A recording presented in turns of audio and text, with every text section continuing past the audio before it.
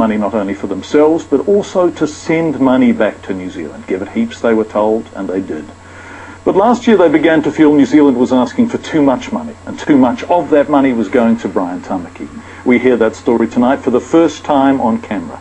Not on camera, Brian Tamaki, he again refused our requests for an interview. Photos of the Brisbane pastor have today been removed from Destiny's website, and the Australian Destiny website no longer exists at all. The church is saying this is merely a process, but it seems to be a rift that not even Bishop Brian can heal. And I anoint you with the seal of leadership. The Destiny Church, Brian Tamaki's kingdom, bishop born to rule. And rule he does, thousands of passionate followers, raising men fit for war. So that God can truly be glorified. And collecting money, always the money. Until last Sunday in Brisbane, it got too much. Personally, I see it as sort of a tyranny. You know, there's someone who obviously has a certain amount of control over people in his church, and the control brings him money. And when there's control and money, it's tyrant, and that's how all tyrants work. It's controlling people for money and power.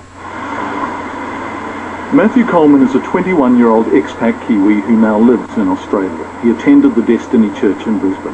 When the demands for money for Brian Tamaki got too much, he left. On Sunday, his pastor and at least 90 other church members followed. Tonight, we can exclusively reveal what happened.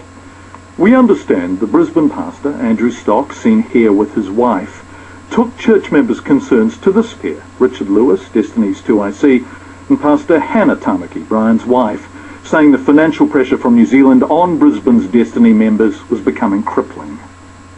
During the church service, he was basically told to leave, and he left, and along with him went people who agreed with his views, and they went out with him.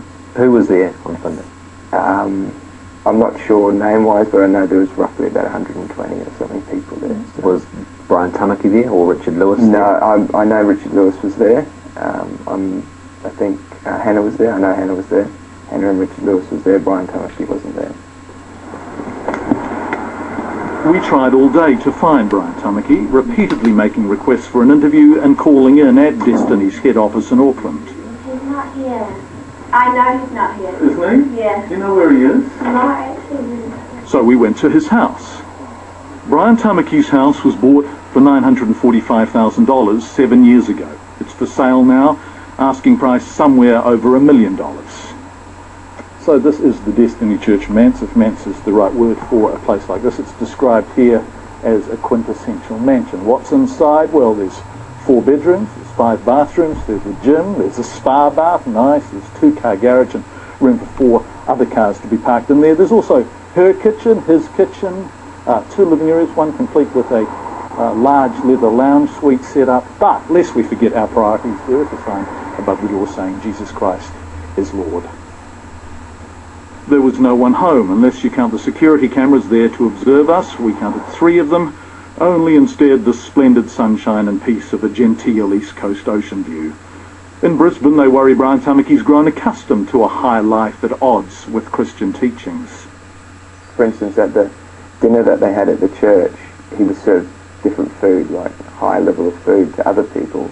So it's all about making him get the best of everything, while others, you know, just get less, and that's not what a church is about.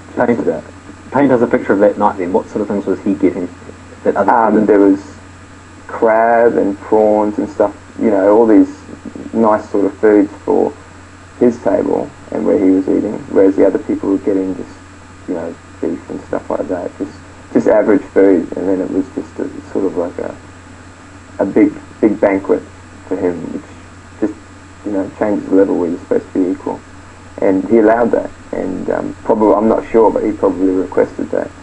And in his covenant that he has, he speaks about him eating first, him getting the best, him standing, you know, no one sits before. You know, it's all about this high level of respect, whereas he's just an ordinary person. Show me, says Matthew, one passage in the Bible where Jesus behaved like that. In Brisbane, they worry Brian Tamaki's becoming bigger than the church itself, and they want to get back to worshipping God again.